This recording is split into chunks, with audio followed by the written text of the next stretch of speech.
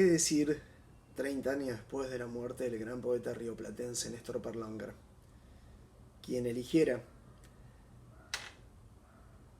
el autoexilio en la ciudad de Sao Paulo, quien eligiera incluso morir allí y ser enterrado bajo los rituales del Santo Daime.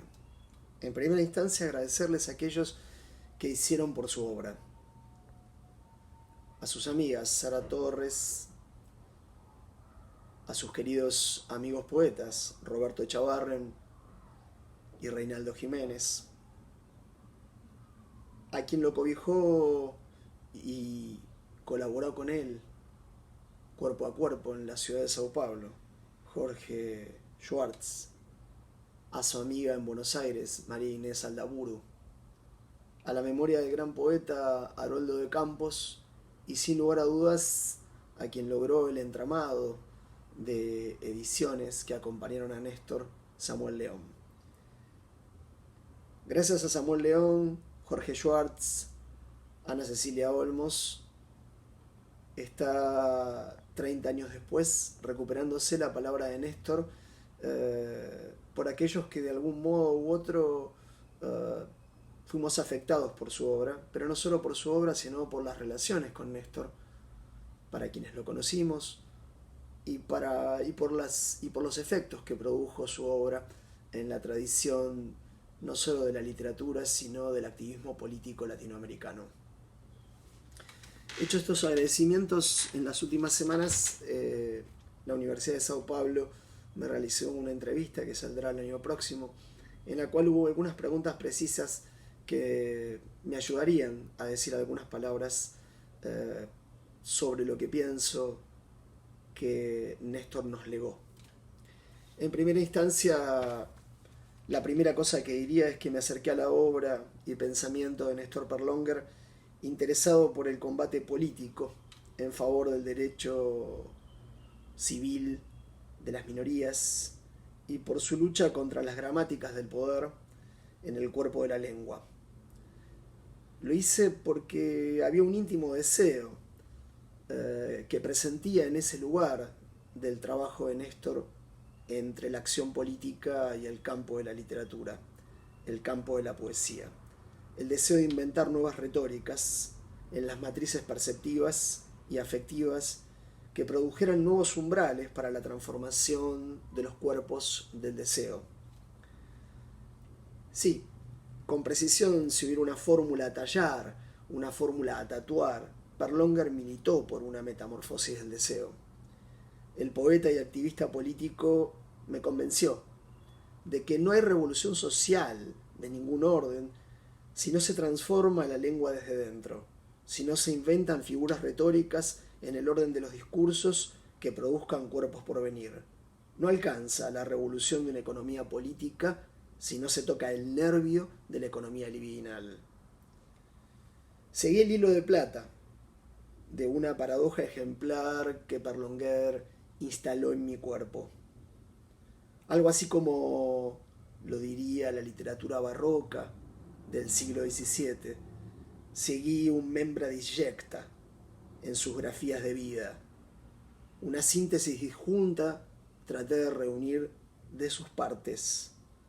Paradoja, entonces, de partes disímiles que se reúnen, que culmina atravesando ensayos, relatos y poética, y que podría anunciarse así: la extática, que siempre le interesó en la construcción de su vida, se opone en principio en la tradición a la retórica, que también siempre definió su condición de los textos de intervención política. La extática se opuso a la retórica como los magos se opusieron a la verborrea urbana de una práctica política.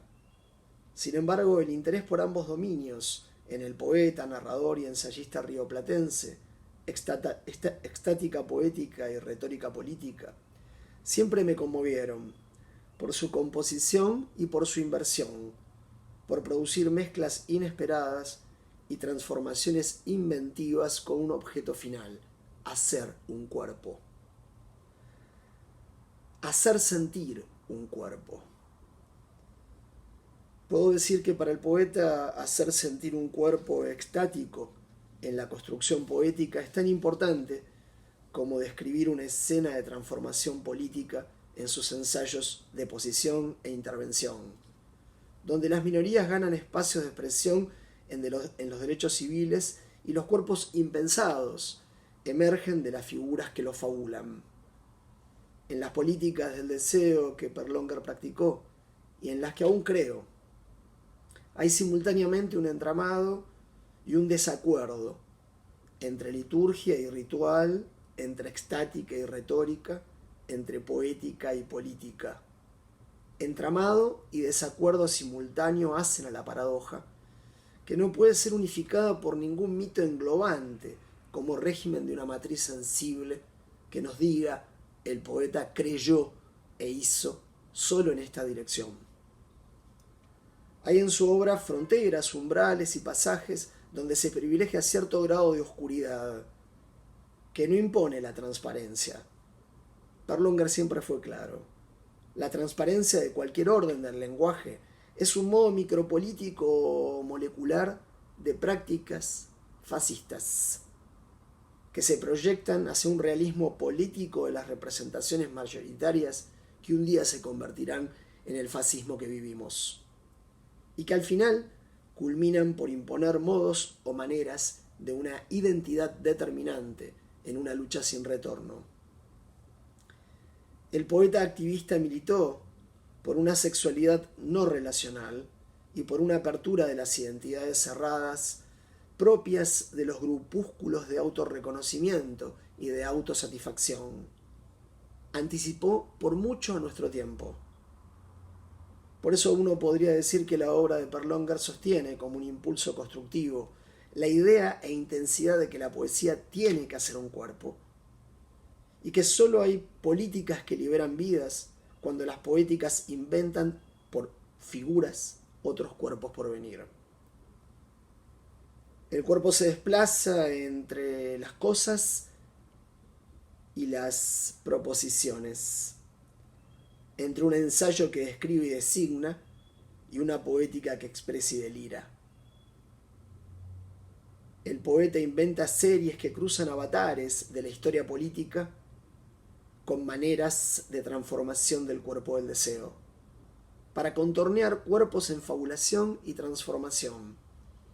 Descubrí en su obra que no hay un método, aunque sí una precisa lógica de la sensación, una larga preparación que podría decirse por robo y captura, un intenso trabajo negro y clandestino, aunque siempre practicado en el entre de las relaciones y en el fuera del desapego.